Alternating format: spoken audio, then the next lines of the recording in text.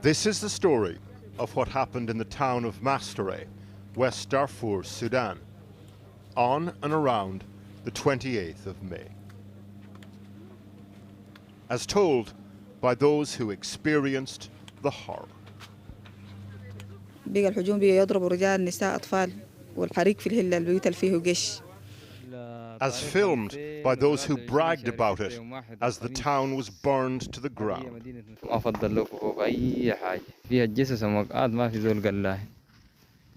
And as seen by those who survived it.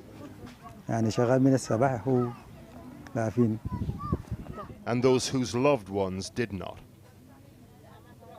The massacre at Misterei is too big, too dark to take in all at once. So for us, the story starts here. The Médecins Sans Frontières field hospital just across the border in Chad, treating people with gunshot wounds who fled the fighting in West Darfur. And in Tent A, Bed 1, we meet Kauthar, a maths teacher. On the 28th of May at around 8 a.m, she was sheltering from the fighting with her children and others in the Misterei primary school for boys. She was 9 months pregnant. لما طلعنا كده خلاص لقينا الناس هم انحبوا وخشوا جوا الحلة. بقى الهجوم بيضربوا رجال نساء أطفال والحريق في الهلة البيوت اللي فيه جيش. خلاص كل الحلة طلعونا مشينا المدارس. There were around 20 people hiding with Kauthar when Rapid Support Force fighters arrived at their classroom door and started opening fire. قاموا ضربوا 5 رجال قتلوهم واحنا ضربونا 5 نفر برضو. ضربونا هنا وطلع اتجاه هذا الإليا دي كلها اتقطعت وقعت لحمتها هناك. After the attack, the RSF moved on and the seriously wounded maths teacher started doing the calculations, counting the bodies in front of the school. بعدك حوالي المدرسة وقريبة للمدرسة ديل قاموا قتلوا 52 نفر. 52 نفر ديل اللي قدامنا شفنا بعيوننا.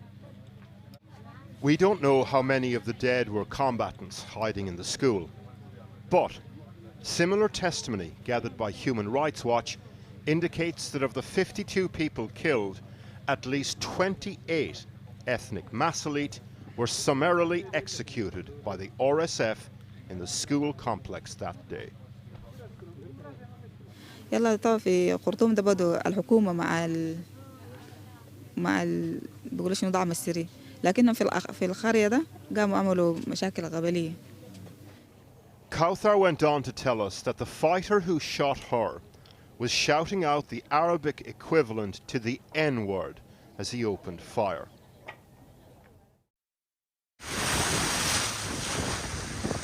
In the days after the attack, virtually the entire population of Misterei fled across the border into Chad.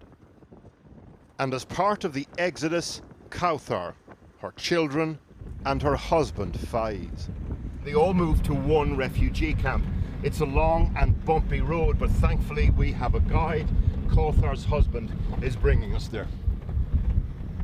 The giant Congo refugee camp is basically Misterei supplanted across the border. The town had a population of around 30,000. 17,000 of them are in this camp.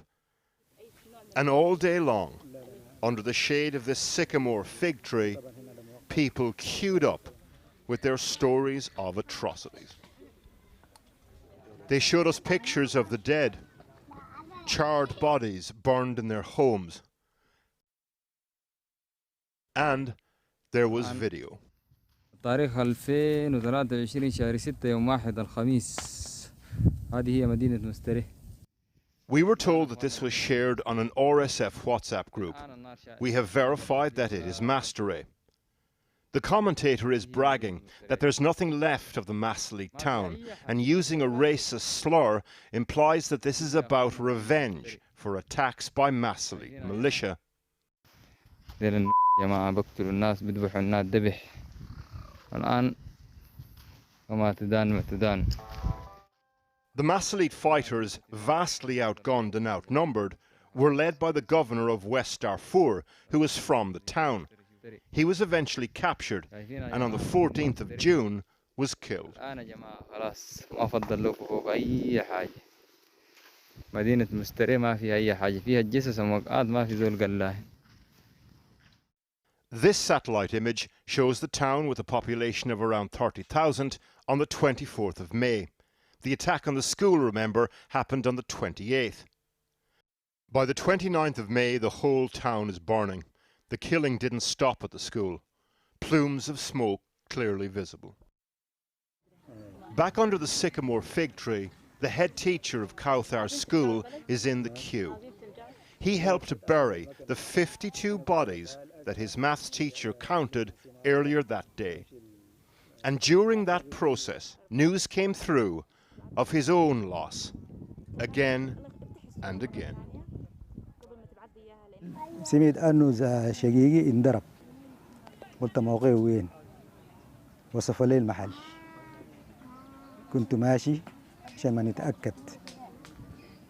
تاني في جماعة جو قال لي يا أخي ولدك استشهد. كان التأثير بتاعي شديد، كان حصل لي تغيير.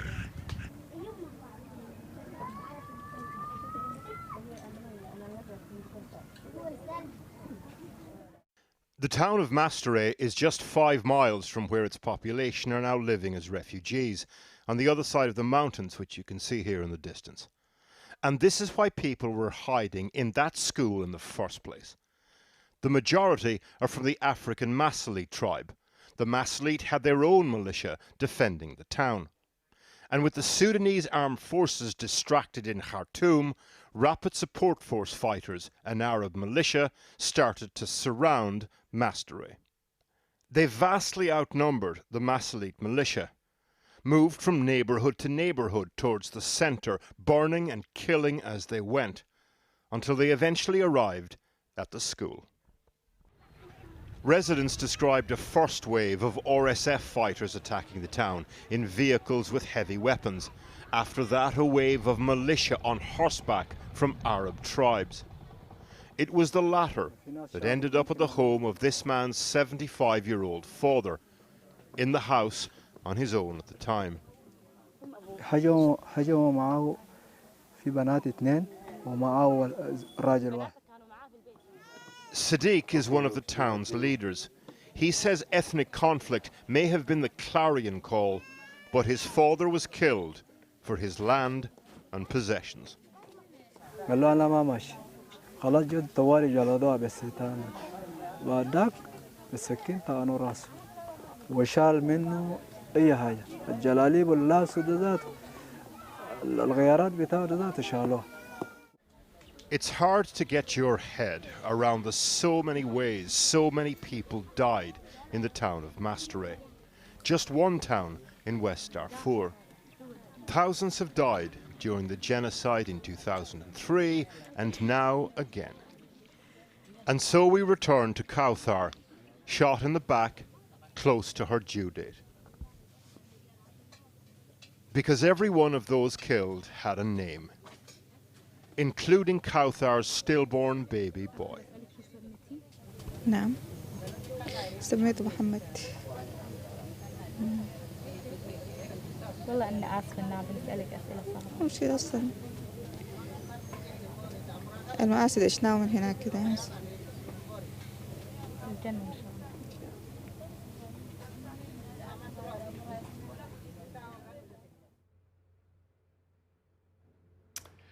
Porok's report was produced by Zahra Warsame, filmed by Mughira Al-Sharif and edited by Donna Walton. In a statement to this program, the Rapid Support Forces said that they categorically refute the allegations made by Human Rights Watch and civilian eyewitness accounts. They maintain that the events in Misterei were part of a long-standing tribal conflict which does not involve the RSF, and they were not present in Misterei during the reported incidents. Well, earlier I spoke to Mohammed Osman, author of the Human Rights Watch report on the killings. I asked him whether the Rapid Support Forces' denial was credible. The thing with the Rapid Support Forces, I mean, they have a long history, I mean, definitely the last years, around manipulating facts. Following our research and investigation around the attack on Misterei, we communicated with them, sending a letter with the right to reply with certain questions, which we did not get any answer. And then the next few days, we saw the RSF issuing also a statement saying they have nothing to do with it, and it's such a tribal conflict. And this is a very dangerous narrative the RSF been playing for a couple of years now. I mean, eyewitnesses established very clearly that the RSF were present, were actively participating in the attack in a way that is not only about them being on the side, but being actively participating in the killing. And what's this violence about? Is it about resources? Is it about, conquering turf? Is it ethnic cleansing? I would say, based on the evidence we had, that it fits into the whole setup of the conflict that's happening in Sudan. Some people we talked to from West Darfur pointed actually to the strategic location of West Darfur in particular. It's huge swaths of lands adjacent to Chad. It could be an access for supply of weapons, et cetera, et cetera. So I think there is a room of interpreting why these attacks happened. But definitely, I think the key element we saw is the forced displacement of people based on their ethnicity. We said at the beginning of the program that this looks like history repeating itself in the grimmest kind of way. What hope is there that the people who've been killed or their loved ones will ever see any justice out of this? A few days ago, we had the announcement from the ICC prosecutor of opening investigations.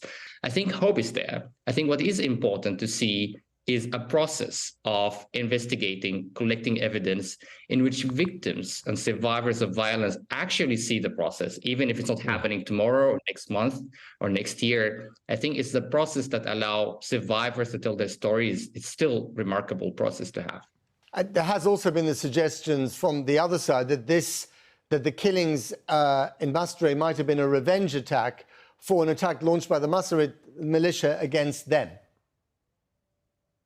So this is one of the narratives, and I think looking into different events in West Darfur, absolutely, us as Human Rights Watch and other groups and other media outlets has been struggling to get full picture in terms of the narrative of the other side. There are situations in which an attack would happen on an Arab community in an individual level in which an Arab person got injured or killed.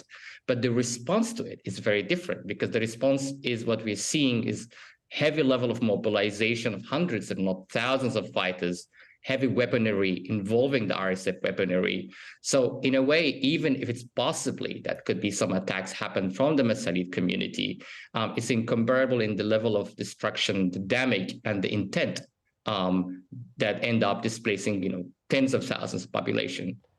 So is it correct to see this as an Arab-African rivalry that's, basically morphed into something much more violent, or is that too simplistic? So there is no deny of the ethnic dimension between the non-Arab and the Arab communities, or the Massalit and the Arab communities. But I think looking at the bigger picture, all of this fighting, the ones happening now, or the fighting that happened a few years ago, has always a political influence by the dynamics in Khartoum. I mean, access to resources based on the peace processes, political participation, wealth sharing, failure of security sector reform, and integration of forces. So there are a lot of the political dynamics at play. Mohammed Osman, thank you very much indeed. I appreciate it. Thank you.